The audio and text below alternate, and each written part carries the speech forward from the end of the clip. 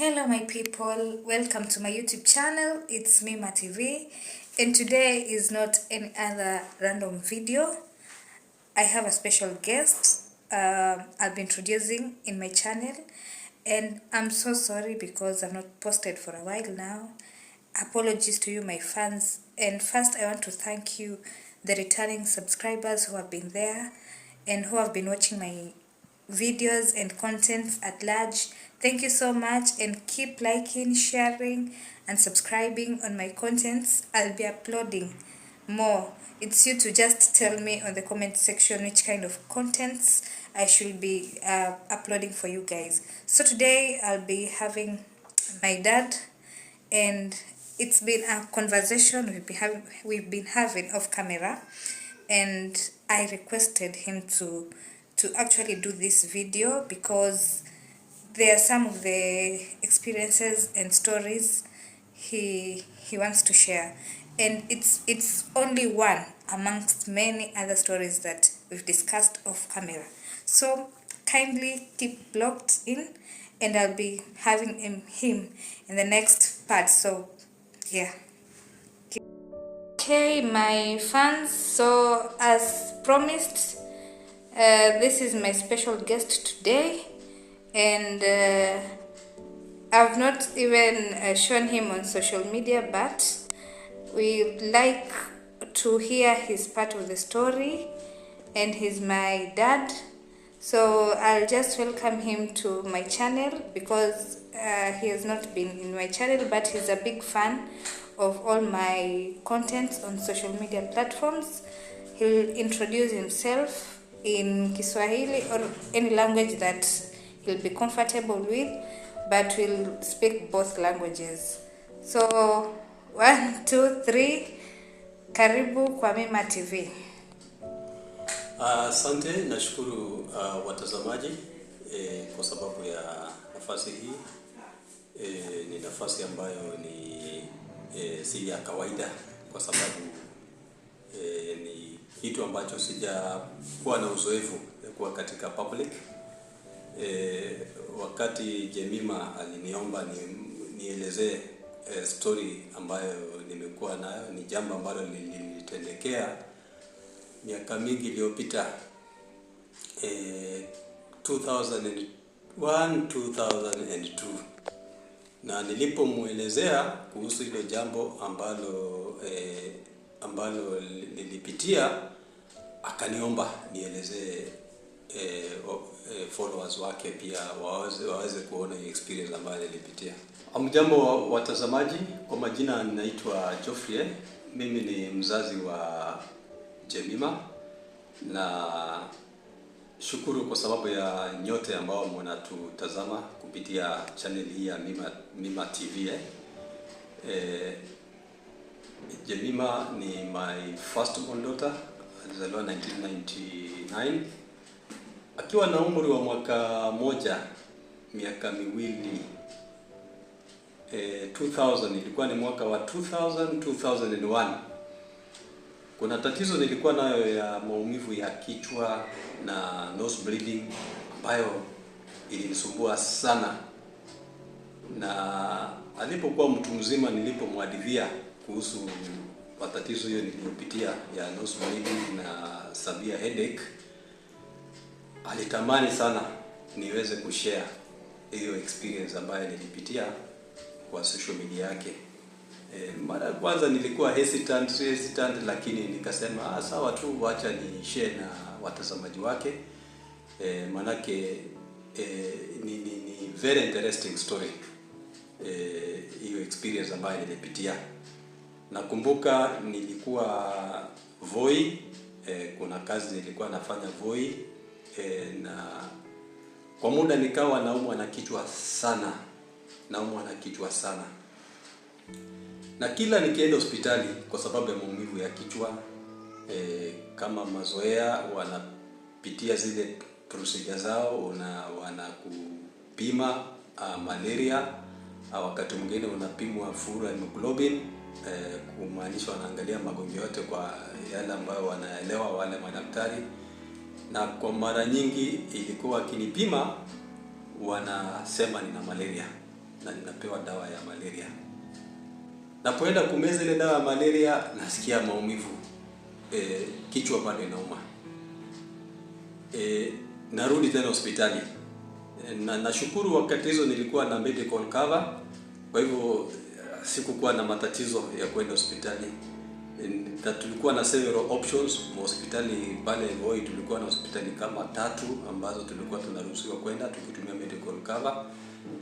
Nikienda hospitali hii wananipima, baada ya wiki nikiwa bado nasikia maumivu, narudi tena kwa hospitali nyingine kwa sababu naona labda ile nyingine hawakuni attend mzuri. Ninapimwa, wanasema nina typhoid. So madawa ambazo nimekuwa nikibadilisha katika ile hali ya kwenda hospitali, mara ninapimwa wanasema ni typhoid. Ninapewa dawa ya typhoid. Immediately tu nikienda kuanza kutumia hiyo dozi ya typhoid, ninasikia kichwa bado maumivu yako, bado maumivu iko. Mpaka ikafika mahali nikaanza kususpect ni kama hii shida si shida kawaida. Sasa hapo ndio sasa mahali nilianza kufikiria kusema ni lazima sasa nichukue hatua isiyo ya kawaida. Hapo ndio nilianza kufikiria. Manake sasa ile trust ama kuamini ile matibabu nilikuwa ninapata ilianza kuniishia. Lakini nikasema wakati fulani wacha niende mara ya mwisho niende nione. Manake sasa kichwa ilikuwa inauma, nasikia kichwa maumivu, kichwa kutoka hapa, uchungu inakuja kutoka hapa kisogo, kichwa upande wa mbele inaenda mpaka kisogo, kichwa huku yote. So wakati fulani nikaenda hospitali fulani ambayo tu hiyo kawaida wanaenda ambayo inasimamia medical cover. Nilipoenda mahali nilienda wako na lab yao, lab mahali ya kupima ni distance kidogo kama half kilometer ama 3/4 kilometer. Nikaona daktari, nikamuelezea nilikuwa nikipata matibabu malaria, napima unapatikana malaria, mara ni typhoid, lakini maumivu ya kichwa haishi. Aliponisikiza kanituma kwa next dispensary. Kuna dispensary yake nyingine ambayo iko na lab mahali ya kupima. Hiyo kama half kama si half 3/4 kilometers kutoka mahali alikuwa. Nikaenda mpaka kule. So nilipoenda pale ikatolewa damu, kumbe alikuwa ameniandikia nifanywe lab test ya malaria. Nikapimwa lab test ya malaria. Walipopima malaria, baada ya muda mfupi result ikatoka. Inasema ni malaria niko nayo. Hapo sasa nikaona hapana, hii maneno hii si ya kawaida. Ndio hapo sasa nikaona nichukue hatua isiyo ya kawaida. Nikasema wacha nigaramike, niende tu kwa dispensary nyingine, nilipe pesa ya kupimwa hiyo malaria kudhibitisha kama kweli nina malaria. Na nilifanya makusudi hivyo kabla nitumie ile matibabu, ile dawa ambayo nilikuwa nimepewa kwa hii mahali, kwa hapo mahali nimetoka.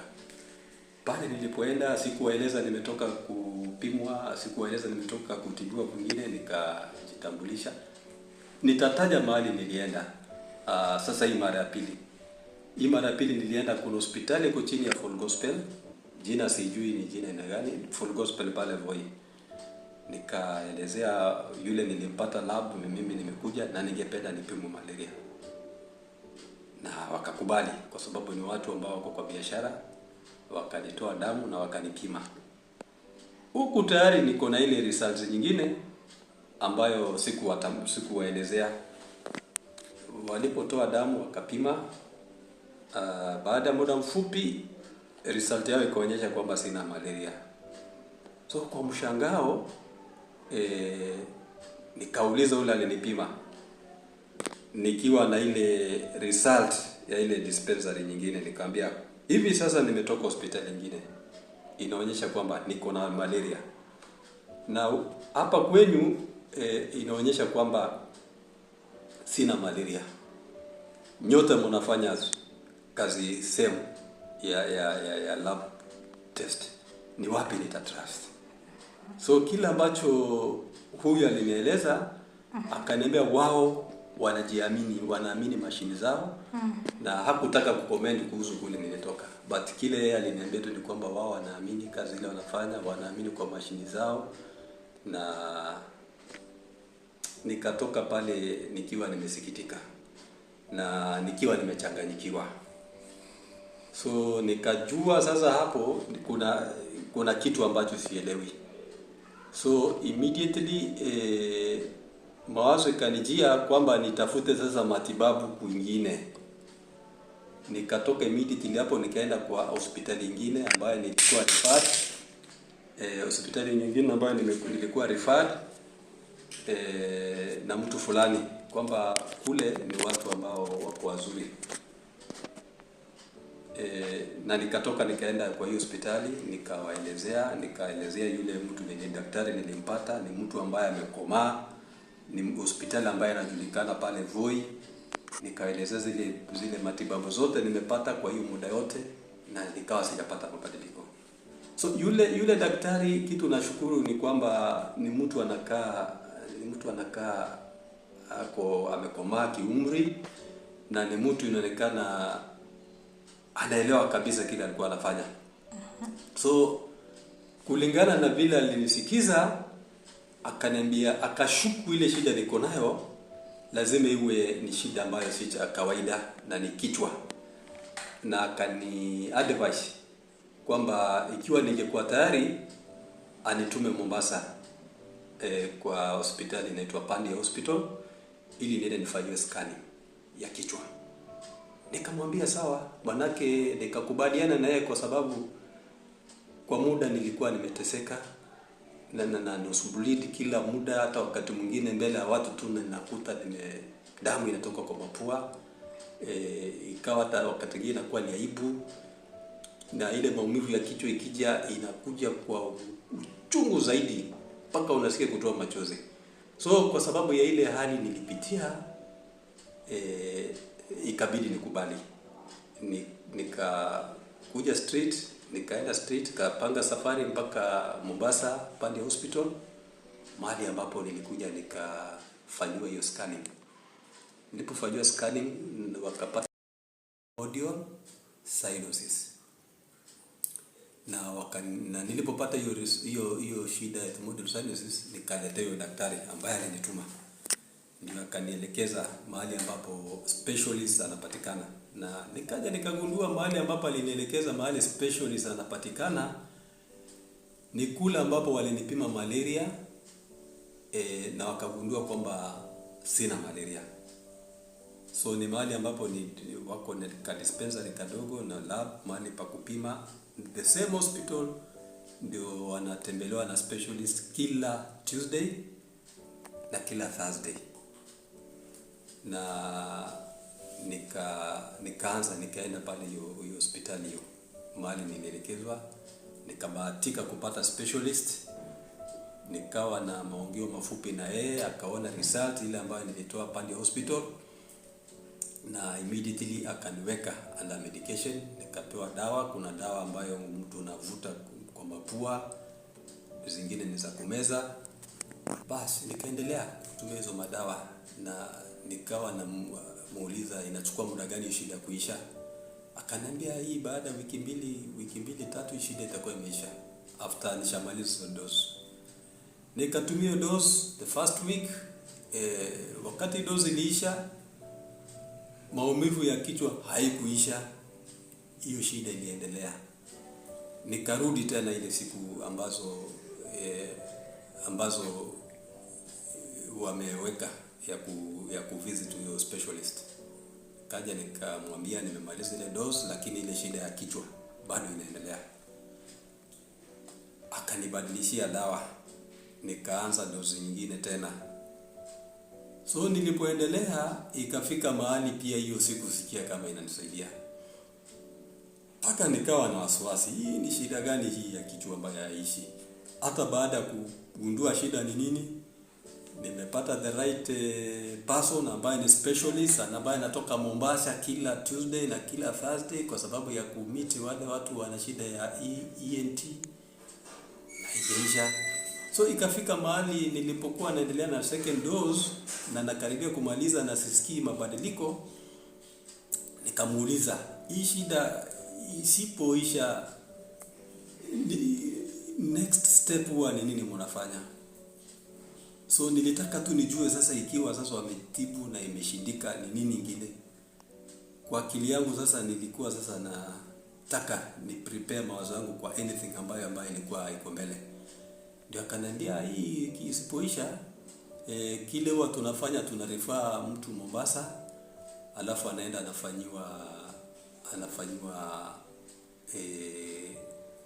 anafanywa operation ama procedure. So nikasikia kushtuka, kwa sababu nilikuwa na imagine, nikamuuliza hii procedure inafanywa namna gani? Akanielezea ni pale mahali infection iko ndio inaenda na inakuwa treated. So nikatoka bila kupata full details ya hii procedure vile inafanywa. So nikawa ninapokutana na friends wale ambao ni marafiki, ninawaelezea ile shida napitia, na nikawa naelezea vile sijapata, ni kama bado ile kitu imepersist, imeendelea, na vile daktari ameniambia sasa next course of action. Wengine sasa vile waliweka hiyo sasa hiyo procedure ikanishtua. Manake nakumbuka kuna one of my friends aliniambia hiyo procedure huwa ni procedure sio nzuri, kwa sababu ile operation wanafanya ni kama wanatumia mashine kama drill, kwa sababu shida hiyo inaitwa tumor cyanosis. Ni shida ambayo iko kwa kichwa hapa katikati ya nostril hapa na kichwa hapa. So akaniambia kwamba unakuwa drilled kichwa hapa kwa skull na mashine kama ile mashine ile ambayo ina drill, ile mashine ambayo drill ukuta. So ina drill lakini mfupa ina particles zile zinatoka kwa nje. So alafu inaenda na suck ama inavuta ile damu ile chafu, because hii infection inamaanisha kuna damu ambayo imekuwa affected kule ndani kwa skull, kulingana na vile nilikuwa naambiwa. Kwa hivyo niliposikia vile huyo rafiki yangu alinielezea, na sasa tena akawa ameexaggerate, kwa sababu anasema kuna mwingine sijui rafiki yangu mwingine alifanywa hiyo kitu na kuna alipokuja akaanguka akafariki. So nikawa nawaza hii, so hii ndio kitu ambacho itanipata hii matibabu ikifail. Nikasema okay, nikanyamaza. Mimi nikaendelea kutumia hizo madawa mpaka nikamaliza. Kwa bahati nzuri ikawa wakati hizo 2002 ambapo ambapo ulikuwa 2 years, wakati ulikuwa nafikiri kama maana yake uzaliwa 1999 Yes, 1999.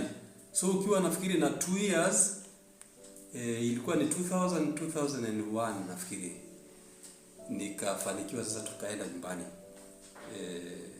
Nyumbani ni Samburu County, tukaenda nyumbani. So tulipoenda nyumbani, bado ile shida ya kichwa bado tu ilikuwa haijaisha. Nose bleeding bado pia ilikuwa na nose bleeding, lakini once in a while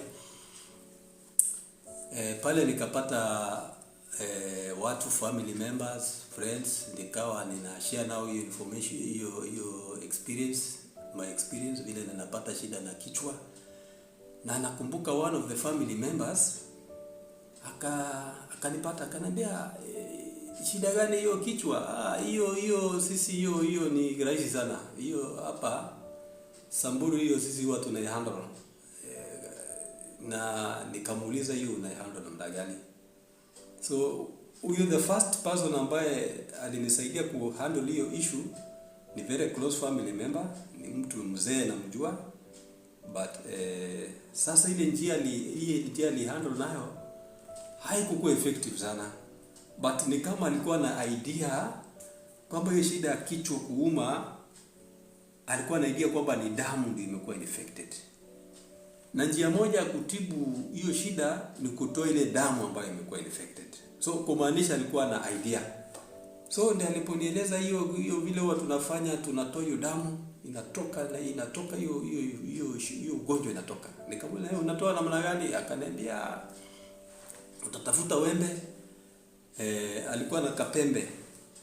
So hiyo wembe, nilipotafuta wembe mpya, tukaenda nje na ilifanywa wakati jua kidogo, iko morning hours kama saa 4. Akanifunga hapa shingo, alafu kuna alama hapa alikata, akaweka pembe kuvuta, akavuta ile damu. So alipovuta ile damu, akasema imeisha. Mimi nikakaa sasa, nikafikiria shida imeisha wapi? Kichwa bado inauma tu. Baada ya muda kidogo tena tu, within the same month, nikapata mzee ambaye ni shemeji yangu, baba ya mama yako, ama baba ya mke wangu. Sasa huyo mzee ndio akanieleza kwamba kuna watu ambao nyumbani kuna wazee ambao wana deal na hizo shida. Sio waganga, sio watu ambao wanafanya mambo ya kienyeji, ni watu ambao wako talented kufanya hizo procedure kwa njia ambayo ni ya kienyeji. Nikamuuliza inafanywa vipi, akanibrief vile inafanywa. Aliponi brief na nikaona iko clear, nikamwambia sawa, muite huyo mzee. Akamuita huyo mzee akaja, sikumbuki the exact day alikuja, but alikuja hiyo siku alikuja, na akasema kwamba masaa ile kitu ufanywe ni masaa za asubuhi. Wakati ile jua bado iko, kwa sababu wakati hizo jua iko ndio damu iko moto. Tukatoka nje. The same person pia akanifunga shingo hapa. Sababu ya kufunga ili kwa sababu ya pressure, kuweka ile damu ile pressure itoke. Kulingana vile aliniambia, akanifunga hapa.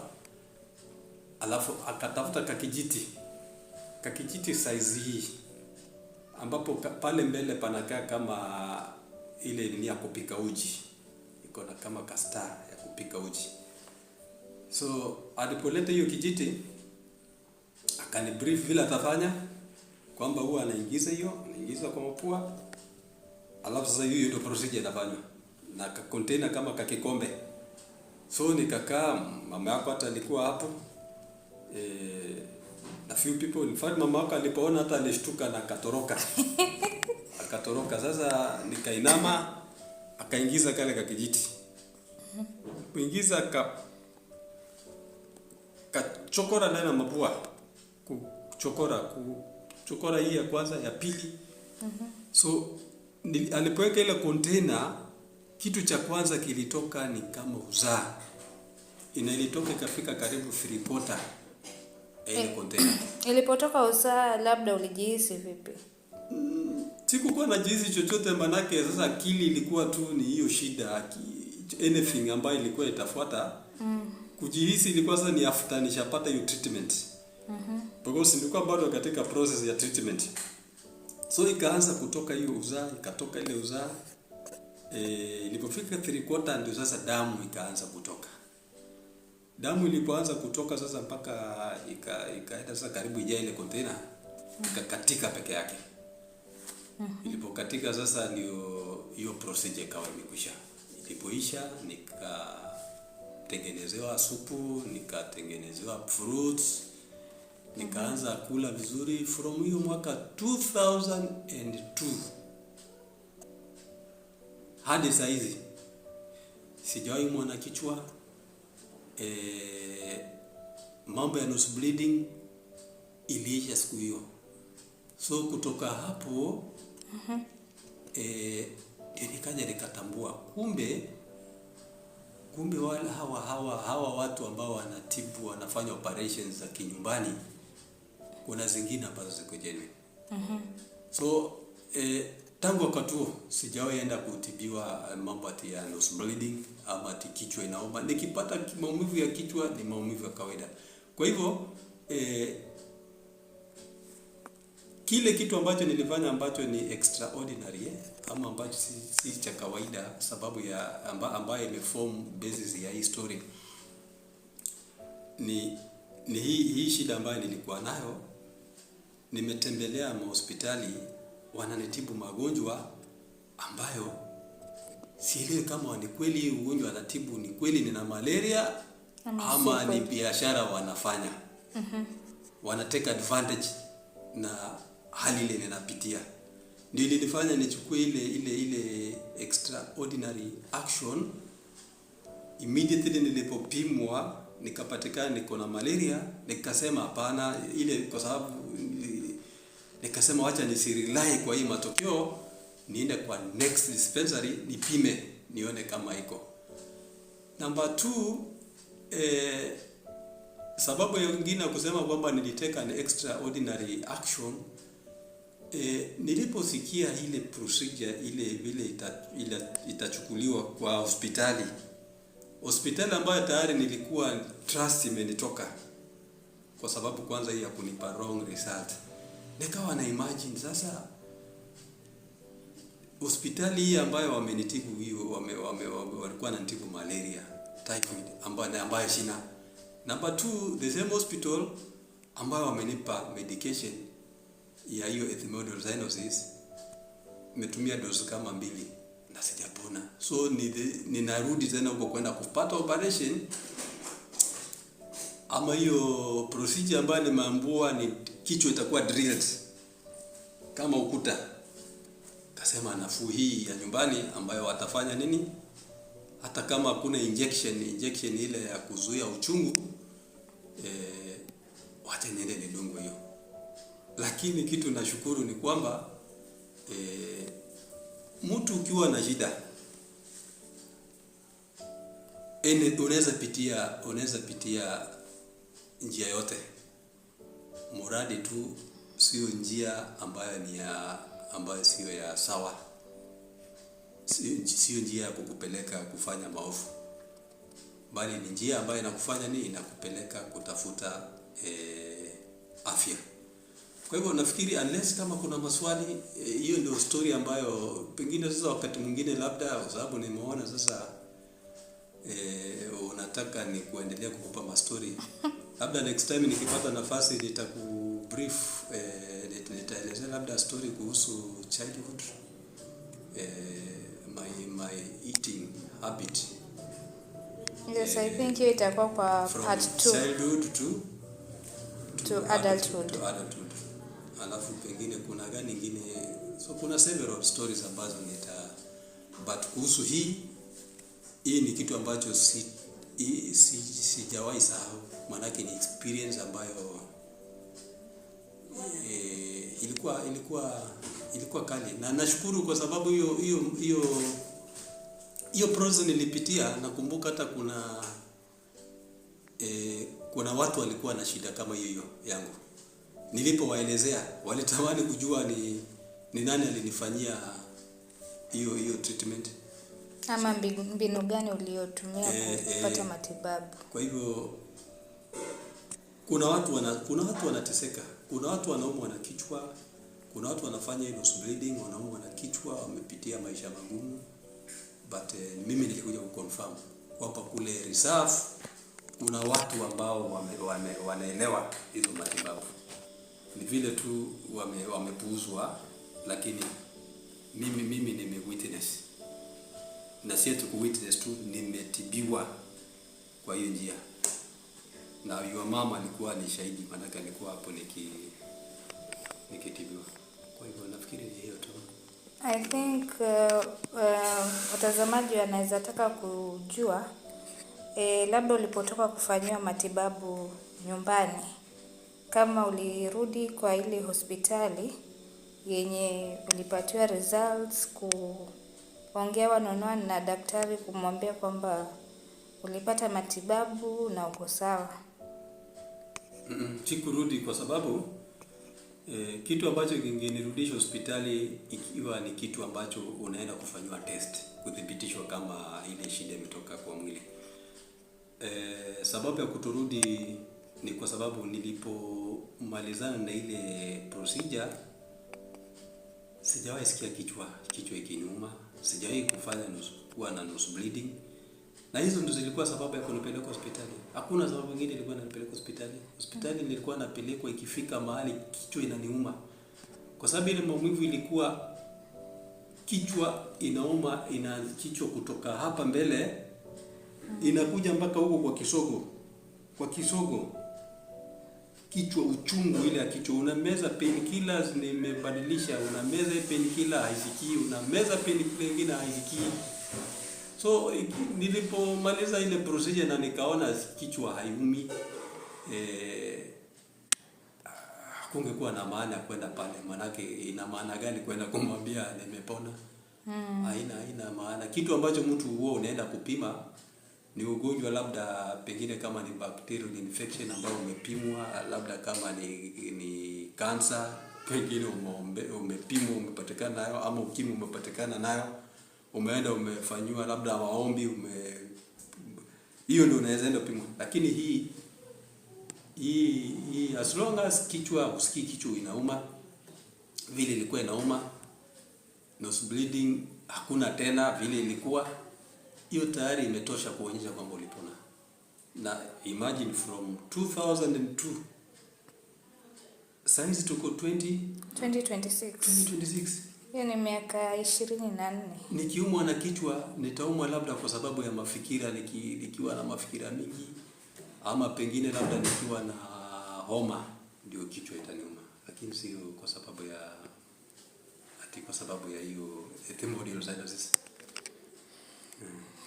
I think hiyo ni one of the biggest interesting stories kusikiza siku ya leo, na hii ni baadhi ya story ambazo tutakuwa tunafanya kukiwa na nafasi, na nimeshukuru kwa kuwa pamoja nami katika channel yangu ya Mema TV.